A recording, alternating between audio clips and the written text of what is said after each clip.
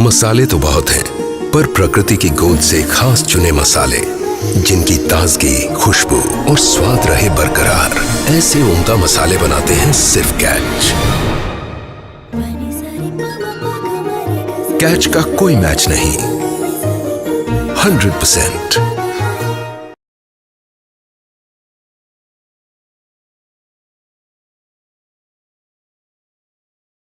Indian royalties have a quaint allure and charm that always leaves us wanting to know more about them. In our upcoming session, this thirst of yours to know more about the life of Indian royalties will be quenched.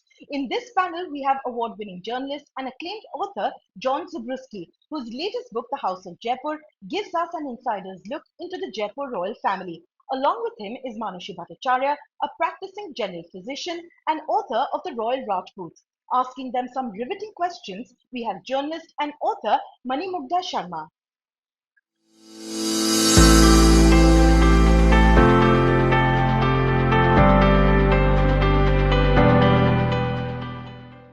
Hello and welcome to this edition of the Times Lit Fest. We are doing this online for the first time, so it's going to be a new experience for all of us. So I'm going to ask both of you one common question, and then we will build a conversation from there. Manushi, you first. What got you interested in the Indian royals?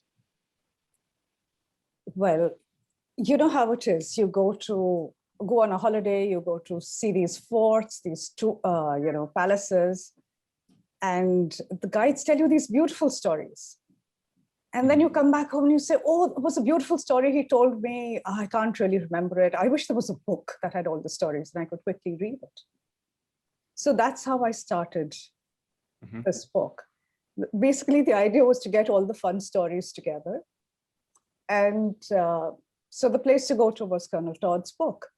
And once I started segregating the stories and putting the stories together, then I started wondering how much of this is true. Some of them sounded quite strange. And so that's when I studied the history behind it, started looking at PhD papers and putting it together. And I realized, well, history said something, but the Bardic version said almost the same thing, but a little differently. And I find the Bardic version great fun. So that's how the book began. Okay. How about you, John? What fun tales were you tracing when you decided to write about the Indian royals? Oh, well, look, as you said, my first book was on the last Nizam of Hyderabad, Mukram Jah. It was a story that was just crying out to be told because here you had Hyderabad, India's largest, most powerful, strategically most important state, and the heir to that great dynasty, Mukram Jah, who became the last Nizam in 1967, decided to pack it up and go to Western Australia, as you say, to become a sheep farmer, creating his own kingdom of 500,000 acres, his Durbar in the desert. That led to, of course, it wasn't just his story, it was the story of Hyderabad, it was the story of the British relations with the princely states, Hyderabad being such an important linchpin in British strategy towards the princely states. The Jaipur book, of course, it's a completely different kettle of fish. You have a Rajput state, you have a Hindu state, and it's in present-day Rajasthan, the old Rajputana. I was approached by Juggernaut. They asked me if I was interested in doing it, and I just leapt at the chance because to me, this is India's version of The Crown. It has got all the drama, all the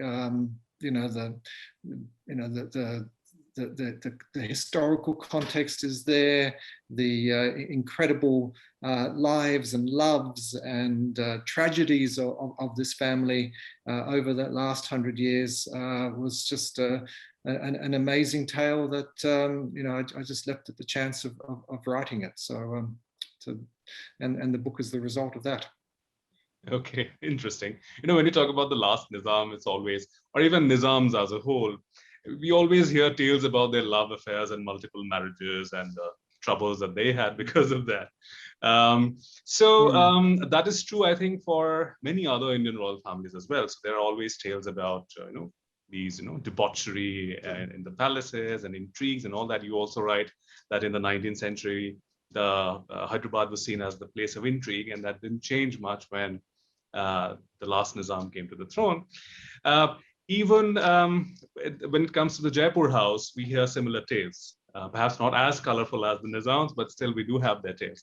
So but the British kind of projected Indian royals as very debauched, incompetent people. What is your reading of that? I mean, do you think? Oh, look, I think we shouldn't be overplaying that at all. No. I mean, yes, there was plenty of that in Hyderabad. There was a degree of that in Jaipur and in many of the other states as well. Look, the princely states, they covered 2/5 of India's pre-independence, India's territory, incorporated 1/3 of the population. There was 562 of them spread out over the subcontinent. So they were, of course, an important part in ruling. If they were going to be ruling over India, they had to come to an accommodation with these states. They formed treaties. You had the principle of paramountcy, which guided the relations between the Raj and the states. So but the British really, they did take a very deep interest in the affairs of these states, and a lot of interference, of course. Successions, marriages, trips abroad, of course, defense, communications, relations between the states. They were all strictly controlled by the British. The states had quite a large degree of internal autonomy, but when it came to external relations, of course, they had none at all. So in the case of Jaipur, and in the case of Sawai Man Singh, or Jai, as we'll probably end up calling him for the purposes of this session, that was his nickname. They were, in a sense, to me, when researching and writing the book, I found the British to be quite overbearing, to the point of micromanaging when he could consummate his first, his marriage to his first wife. And even trying to block his marriage to Gayatri Devi, Aisha, as we'll end up calling her, I think, for this session. And in many other ways, and the same happened with Cooch Behar. I go into that, the story of that state as well, and Gayatri Devi's mother, Indira Devi, as well. An interesting case there, because she was regent of that state, and the British didn't like to have a woman as a regent of a state at all. All these things, I mean, I'm being very broad, painting a very broad brush here, but we can go into some of these details later. Yeah, it was definitely, the British were, they took a very, they wanted to. It was their way of exerting their power, their keeping the rulers in line as well. Yeah. Right. Manoshi, you mentioned James Todd earlier, and again, somebody who worked for the East India Company, a man from England, and he has written the most extensive, the most extant history of Rajasthan, which many modern authors continue to cite and refer to. What sort of a role do you think James Todd has played in shaping the modern understanding of the Rajputs and Rajasthan as a whole? I mean, I think he has played a very central role, but I would like to hear from you. But let me start from the beginning. The old Indians, they knew their Rajputs. So Rajputs ruled most of India at some point in history, except deep in the south, where their luck was short-lived. Indians knew the caste of the kings. They were supposed to battle for thrones. They were supposed to govern. And as long as they, governed well, the masses really didn't care. And this statement comes from Babur in the Baburnama, where he says Bengal He's referring to Bengal because Bengal was the richest province. Mhm. And he says, the people of Bengal do not care who sits on the throne. Whoever sits on the throne, they will support them. The point is, when the masses just wanted to be left alone to do their own businesses, conduct the lifestyles the way they'd always had. I'm sure this is true of most of India. Most of India thought the same way as well. But the British did not get this. The Mughals got it, but the British didn't get it. The way the Indians thought and lived was like an enigma to them. And for us as well, we've been educated in the Western system, and we can't understand how they thought, how the medieval Indians thought, how the Rajputs thought. And we find it incomprehensible. And the truth is, when something is incomprehensible, when it's different from what we have studied, then we find it shameful. And we, give names like blind rituals, and, we just so ashamed of ourselves. This is where Colonel Todd stepped in. He did not pronounce judgment. Instead, he tried to step into the Rajput mindset, understand them for the people that they were. And he studied the Mahabharata, he studied the Puran, he studied the Ramayana. He listened to the bardic songs and he recorded them as they were. Very often he writes that the Muslim historians are saying this is not how it happened. And he says, but I prefer the bardic version. So he's open about it. And he has written the Annals and Antiquities as the Rajputs, as they would like to remember it. And, I think if he had lived long enough, he would have rewritten this book.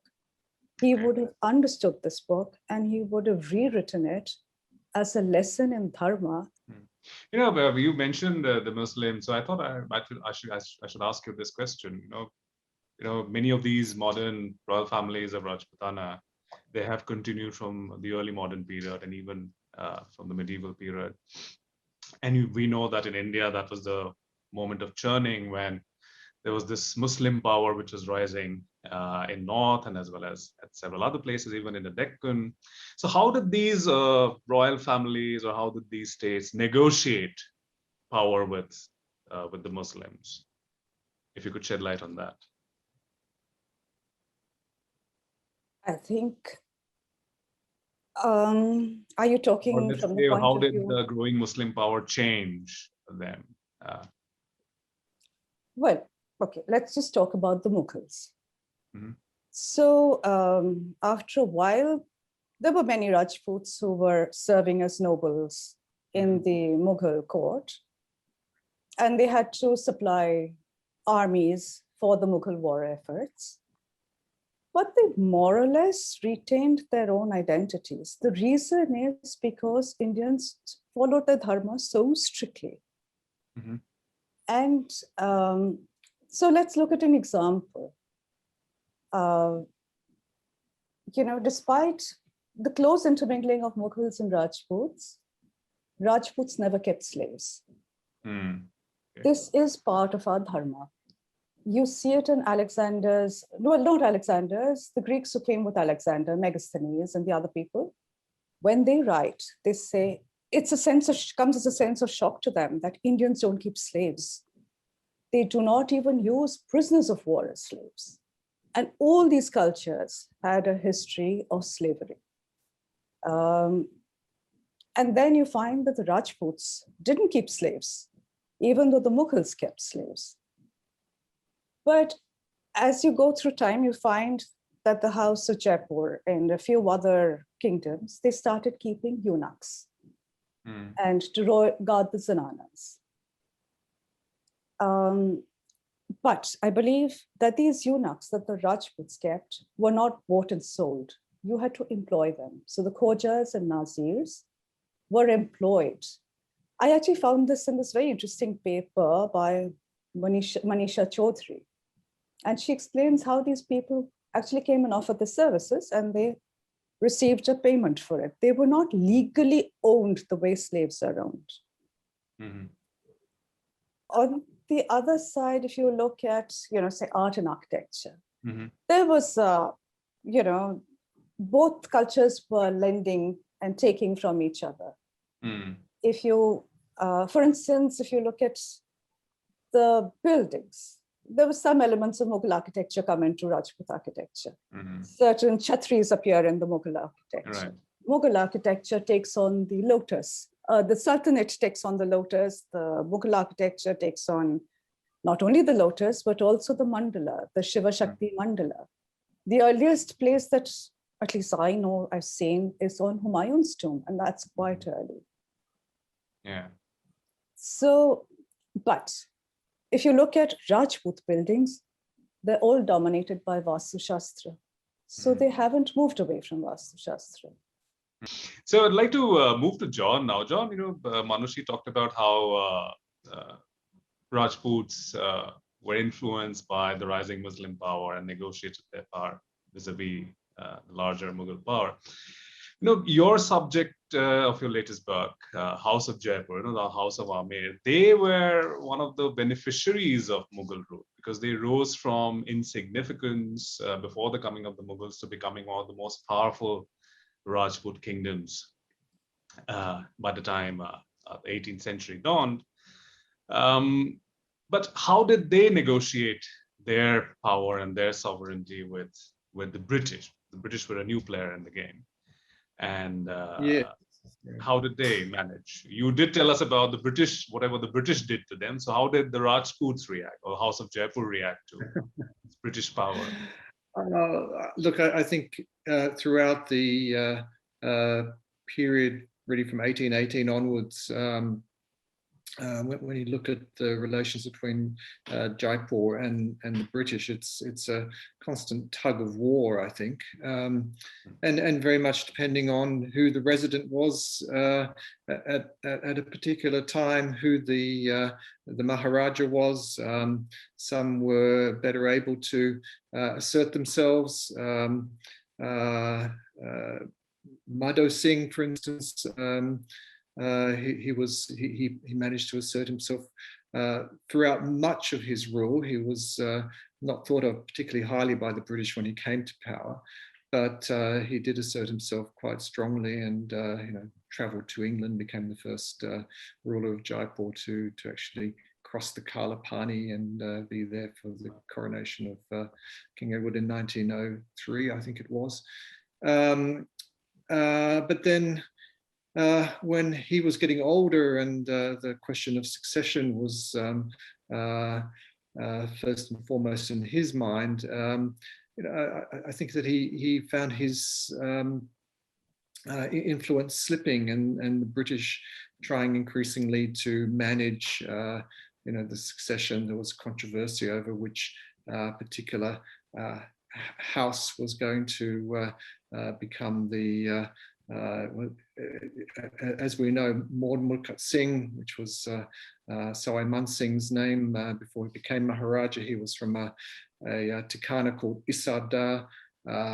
Normally it was another Tikana called Jalai, which provided the rulers in the Rajawat clan. I think the Jaipur royal family also gave a good account of themselves in controlling partition trouble, right? I mean, when partition, there were so many riots, they gave a very good account of themselves, right? Could you tell us something about that? Oh, well, look, yes, there wasn't anywhere near the level of violence in Jaipur state as there was in, say, the Punjab, of course. But there was a lot of, there was tension between Hindus and Muslims, and Jai himself, to his credit, took a very firm hand on making sure that there wasn't any eruption of communal violence, sheltered Muslim refugees, and would tour trouble-prone parts of Jaipur city in an open jeep, to showed that he was, he wasn't going to stand for any violence, and managed to pretty much. It was Jaipur was one of the few states in that part of India which avoided a lot of this terrible bloodshed that accompanied partition. Right. And when India became independent, how do you think Jaipur dealt with this new reality that India was now free? And especially, you had Jawaharlal Nehru as a prime minister, who was a committed socialist, and there's a lot of tension which was building up. And even when Indira Gandhi became the prime minister, tension was still brewing between various princely states. So could you just tell us about that? Yeah. Well, Nehru was no fan of the princes, and Indira Gandhi, his daughter, inherited that dislike of the princely states. But definitely the princes were let down after independence. I mean, a lot of the promises that were made in terms of, well, for a start, that Jaipur would remain a state in its own right, and it was only that there was a lot of pressure for some of the smaller states of what had been Rajputana to merge into the new state of Rajasthan, and Jaipur, despite being promised that it would remain a state in its own right, was eventually pressured to become part of Rajasthan.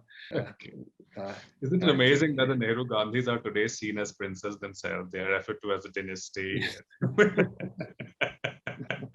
Is it Right. karma hitting them back?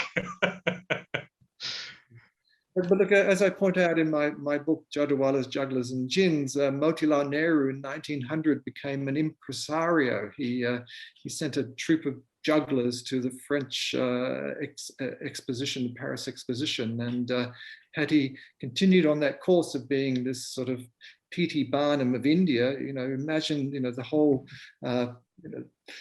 story of India's political dynasties could have been turned out completely differently. We would not have had a Nehru Gandhi dynasty had he. Right. Had he. There's so many things about Motilal Nehru and the amazing wealth that he had. But to his credit, he also spent his wealth in fighting cases of communists who were arrested by the British Raj, and other revolutionaries. So it's both father and son spent a lot of money in doing that. But since you mentioned Gayatri Devi, and Gayatri Devi is the most well-known Jaipur royal even today, so many years after she is dead. There's so much mystique about her. I mean, she's, of course, my parents remember her, and their generation remembers her as one of the most beautiful women in the world, and very flamboyant. She used to come on television, gave very nice interviews. What was your reading of her? I mean, even Swatantra Party, when they fielded her, they described her as Rani of Jhansi, and also Ahilya Bai, I think. And all these historical references were brought in to describe her. So a very larger than life sort of a figure, don't you think? Yeah, look, larger than life. And I think most people view her, well, aside from those who knew her, of course, most people view her from her, of course, her political career, the fact that she was this beauty, this fashion icon, married to Jai, of course, and later, and of course, she did a lot for the upliftment of women. She started the Maharani Gayatri Devi School, which is still, of course, going from strength to strength in Jaipur, and other schools as well. She did a lot for the cultural heritage of Jaipur, fought for it until the very end. You can't fault her on a lot of that. I mean, you can fault her on some of her political career. There was a lot of frustration among members of the Swatantra Party that she wasn't, she would even when she was an MP, she was still flying off to London and Europe every summer and spending 5-6 months there, much to the frustration of a lot of her political colleagues. And of course, people remember her for her incarceration in Tihar jail, and the vendetta that Indira Gandhi launched against her, and a very unjustified vendetta as well. So on all those scores, she comes out very positively. It's brought out in very hagiographic terms in her ghost-written memoir, Princess Remembers, who's still a bestseller.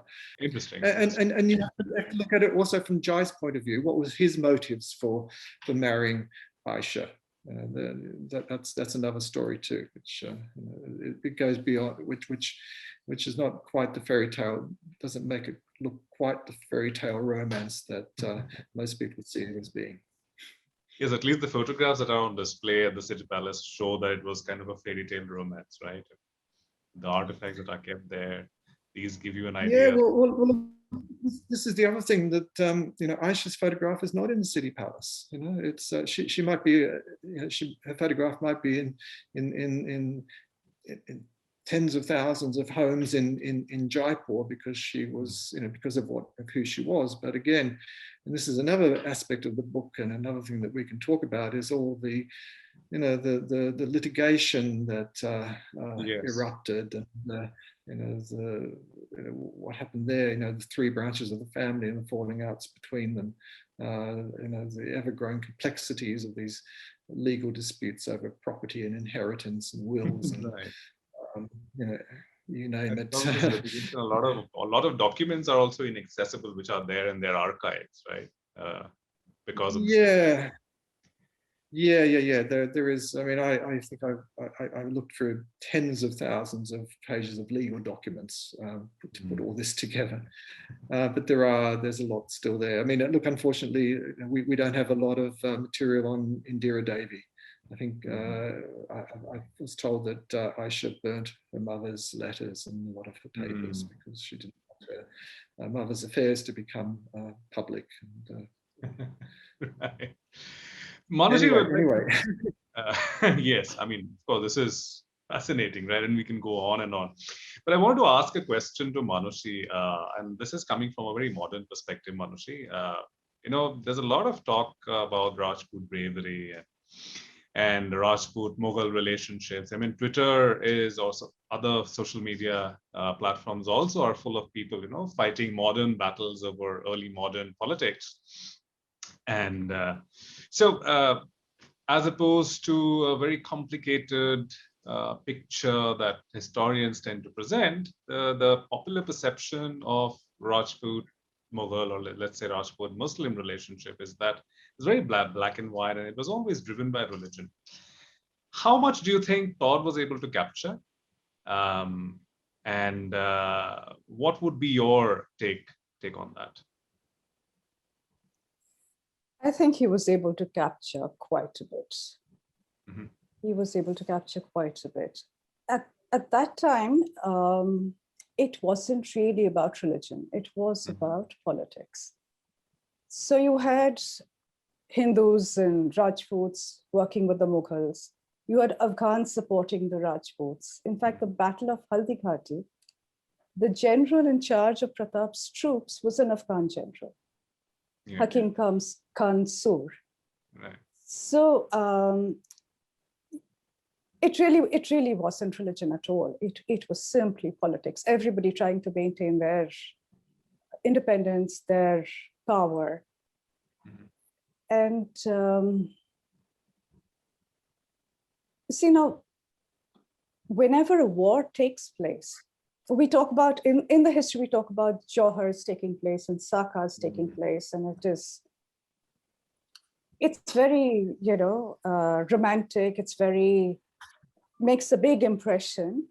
But the truth is, these are the last, absolutely last resort. The people would have negotiated, and Todd documents all this. He says there was a lot of negotiation. There was a lot of, even bribery. You would bribe the other side saying, look, we don't want war. We will give you this. We will give you the jeweled crown of Malwa that we've won from Malwa. Let's buy peace. But if it didn't work out, only then it would end up in one of these tremendous calamities. Mm. And very often, for instance, if you look at the first Saka of Chittorgarh, Mm. this is the really famous story that everybody knows of, the story of Rani Padmini. And we know that Alauddin Khilji lusted after this beautiful queen. And this is the Bardic tale. Mm. And finally, the Rajputs wouldn't give her up. And then there was this big battle. And finally, the women committed Johar, the men went in for the Saka, and everybody in Chittorgarh died. So a story that is, that we, know so well. And then when I was going through the birth and death records of Mewar, and at that period, so you have Alauddin Khilji, so I'm looking at all the women in Mewar at that period, and there is no Padmini. Mm. You go to Chittorgarh, they'll show you Padmini's palace. They'll show you the mirror and they will say, this is where Alauddin Khilji saw her reflection. Right. Or that is the pond in which he saw her reflection. And the birth and death records don't have her name. There was no daughter. There was no queen. There was no princess called Padmini. So that was very intriguing. So I wrote to the Mewar Trust. Mm.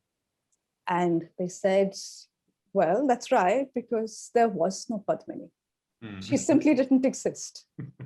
So then who is Padmini? So if you look into history, Alauddin Khilji is this visionary sultan. He is trading with the empires of the world. His caravans are coming up from the south. They're going all the way down to Surat, to the ports. And then it's going to go on board ship, and then it's going to go on its way.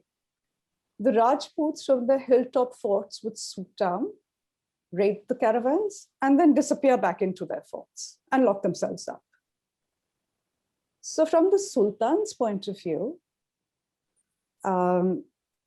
these forts had to go. Mm. Did he actually lust after their queen? How would he even know she was beautiful? It's hearsay, right? Right. I mean, nobody outside the Chittorgarh Zanana would have ever seen Padmini. Right. And these stories of him having seen her in the mirror, why would they show Padmini off? Some other woman could have been shown off. Mm. If he had said, send me the queen, some other woman would have sacrificed herself. Why was the queen being, why was it such a big issue that the queen had to be sent? So it wasn't about the queen. So now Alauddin Khilji was taking the forts. They knocked off Jaisalmer first because that was on the border. The next fort they targeted was Ranthambore, because at this time there was a Mongol invasion.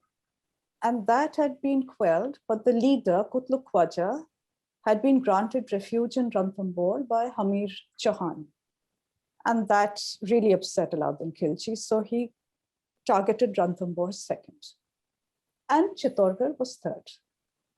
And when Chittorgarh is attacked, this is what Todd says, that all of Rajwada comes together to protect Chittorgarh. She is the queen of forts. Mm. And that was when a Johar did take place and the Saka took place. So that bit of history is true. But who was Padmini? Padmini was actually Chittorgarh. It is she's the fort of Chittorgarh. Mm. Did you have a cringe attack while watching the movie Padmavati? I actually enjoyed it because I went to see the clothes and the story and the old story. I am like Colonel Todd. I like the Bardic tales. Okay. Let the truth be there. I'm happy to know the truth and the real history. I don't know whether that's absolutely real or not. That's somebody else's version. But I prefer this version. This is how it should be. And this is dharma. Mm. This is how people should come together and fight for your women. And John, I thought that I should ask you this question, and because you mentioned Crown early on, and that's a series that we have been watching. So even though we have nothing to do with the English royal family, but the series is still fascinating. Do you think Indians feel the same way about their royals? I mean, you have written about two royals, right? What is your sense of that? Oh, look, look, again, you can't generalize too much. Diya Kumari, the mother of the current Maharaja in quote marks of Jaipur, Abhinab Singh, she won her seat in Rajasamund by 500,000, what's that, 5 lakh votes in the last election, which is an extraordinary thing, you know, margin of victory, because she was not from that constituency either. Had spent very little time there. It was even the old Mewar Jaipur rivalry got involved, which she managed to overcome. Was that particular seat's proximity to Udaipur. Look, you know, someone like her, the media coverage of her electoral campaigning focused a lot on her royal roots. She tried to downplay them, you know, pretending she was, you know, not all that different than you and me and everyone. You know, she would, you know, eat her rotis with the villagers and drink their sweet chai and all those sorts of things. But look, I mean, you know, there's no doubt that in her case, she's a very politically savvy woman, very charismatic, very hardworking. You know, to go on the hustings in India in the hot months of March and April, and you know, do rally after rally takes a lot of you know, energy and commitment. Right. You know, the other thing about Rajput, of course, it's bravery is supposed to be synonymous with Rajputs, right? I mean, it's a cliche which is used very often, that there's no one braver than a Rajput. And the House of Jaipur actually produced, the previous Maharaja was a Gallantry Award winner. He served in the war. And so during your research, did you come across anything that shows their understanding of bravery within the family? What does it mean to be brave? Yeah, it's a good question. I mean, you know, they certainly take pride in their culture.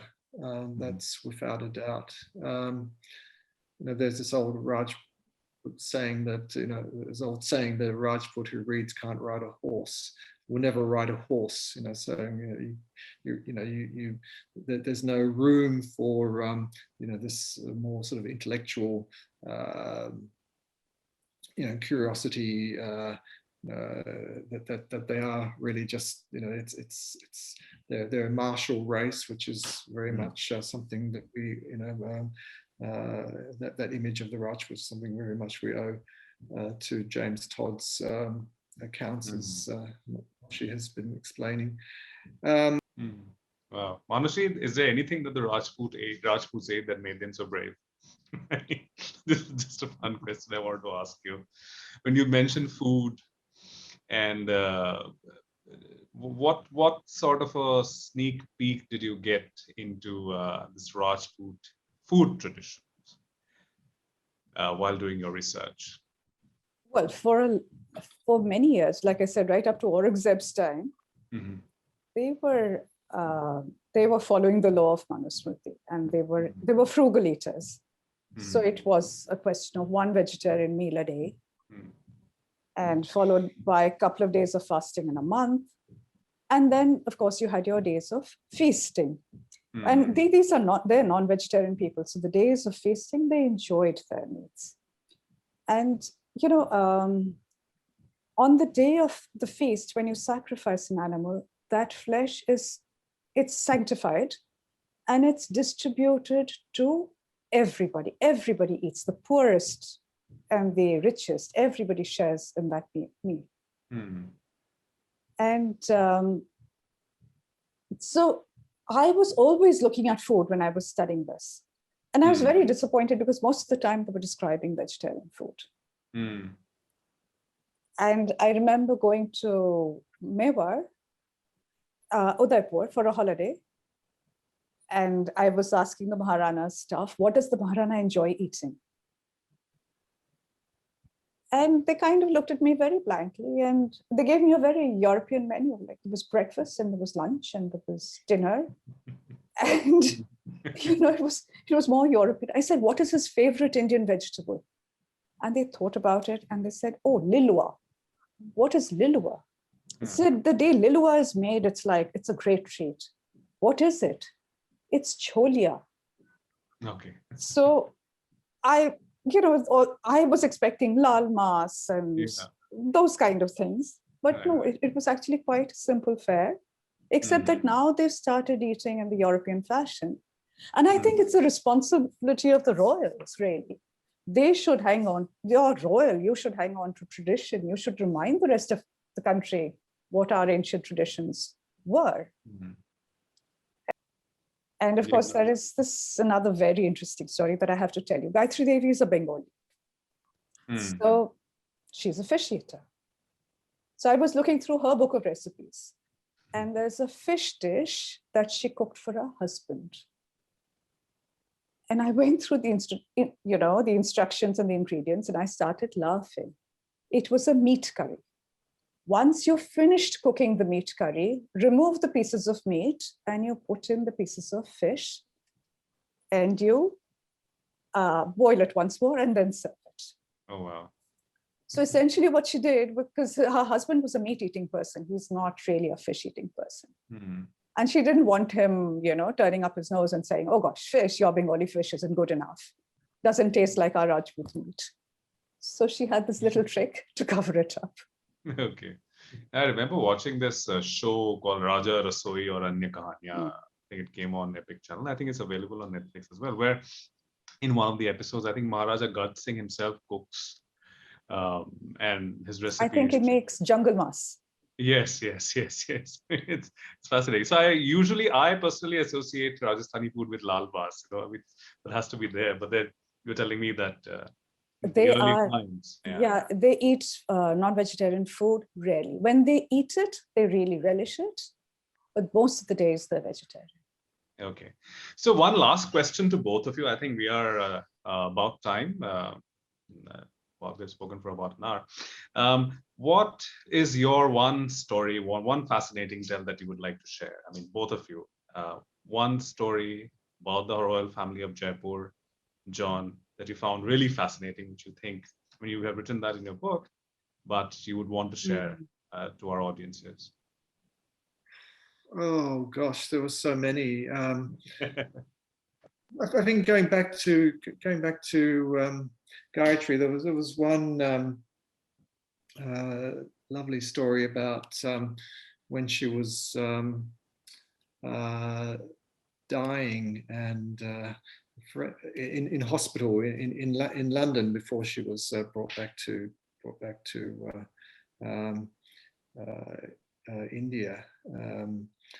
She became very ill there, and a friend of hers came along and I said, what would you like?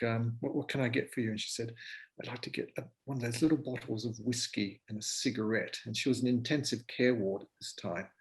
And so her friend went out to out of the hospital and bought a dozen of these little tiny these little whiskey bottles that you get on airplanes or you get in hotel in your fridge bar, and cigarettes. And then so she lit up a cigarette and she took a swig of the whiskey, and she knows she hasn't got very long to live, and she's just basically wanting to enjoy these last pleasures of life. And then the nurse comes in and says, "What's going on here? How dare you? This is an intensive care ward. Get rid of stuff out these cigarette, stuff out the cigarette." And I want to see that again. And her friend turned to the nurse and said, "Look, she's dying, give her one last pleasure in life. There were little things like that which really brought out the sort of human side of her, which you won't get from newspaper accounts, you won't get from her own memoirs, or normally what people. Right. I just remember because you mentioned Sorry? smoking. I remember I think Field Marshal Manekshaw in his last moments when he was asked that he was a very he was a chain smoker at once upon a time, but he never left smoking. So somebody had asked him, I think one journalist, and he had said that if I hadn't smoked, I would not have lived so long. He was in his 90s, right? So that's the story, that he kept on smoking till the very end. So I think he had company. Gayatri Devi there. Thought similarly, but Manushi, what would be your story? One story that you would love to share. My one story would be about Akbar and Man Singh. Okay. And Akbar is a contemporary of Henry VIII. So, but Akbar had he had a grasp over the abstract thought, the abstract way that Indians thought. And so his style of leadership, his mature style of leadership, in his early days, there were some things that he did which were quite violent and brutal, but towards the end, he had this complete grasp over the Indian mind.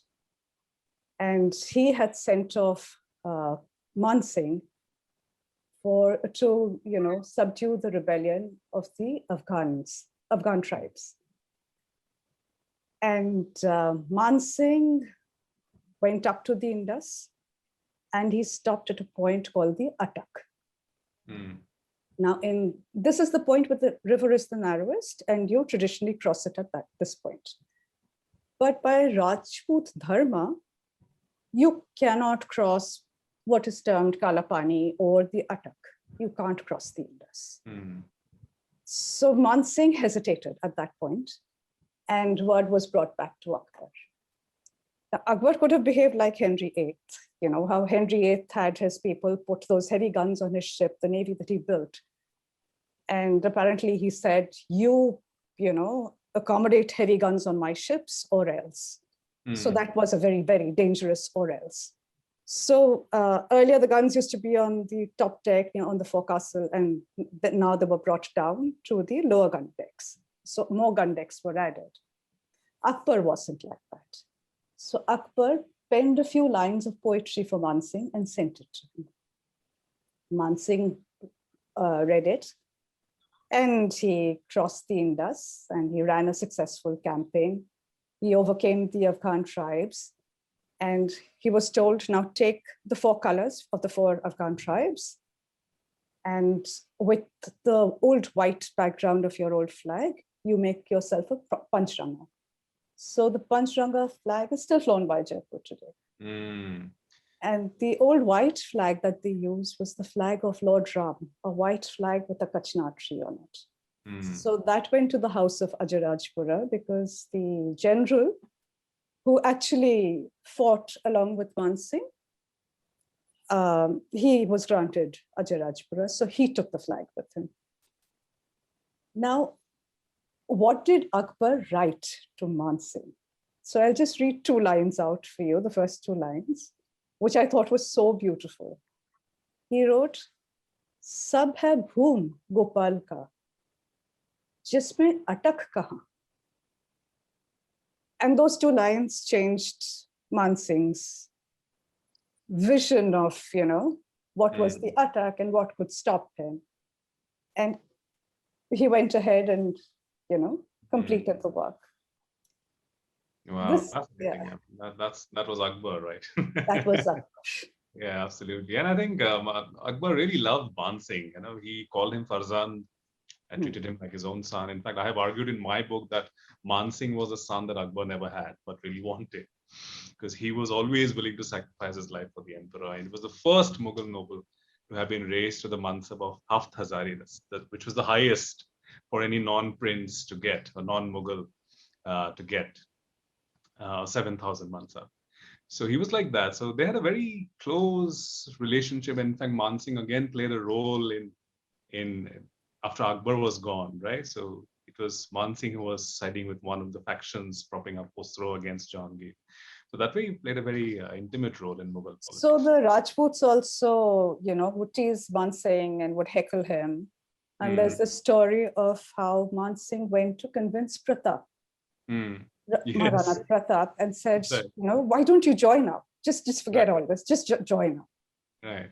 And Pratap, of course, refused to meet him. And, Man Singh was very humiliated. Right. And Man Singh said something to, like, You if will I pay. don't, I'll teach you a lesson, or my name isn't Man Singh. Right. And somebody from the background apparently said, Fufa ko lete aana. Bring your fufa along. Yes, that's what James Todd writes. Thank you, both of you. It's been a lovely conversation we have had, and it was great to host you on this session of the Times Lit Fest.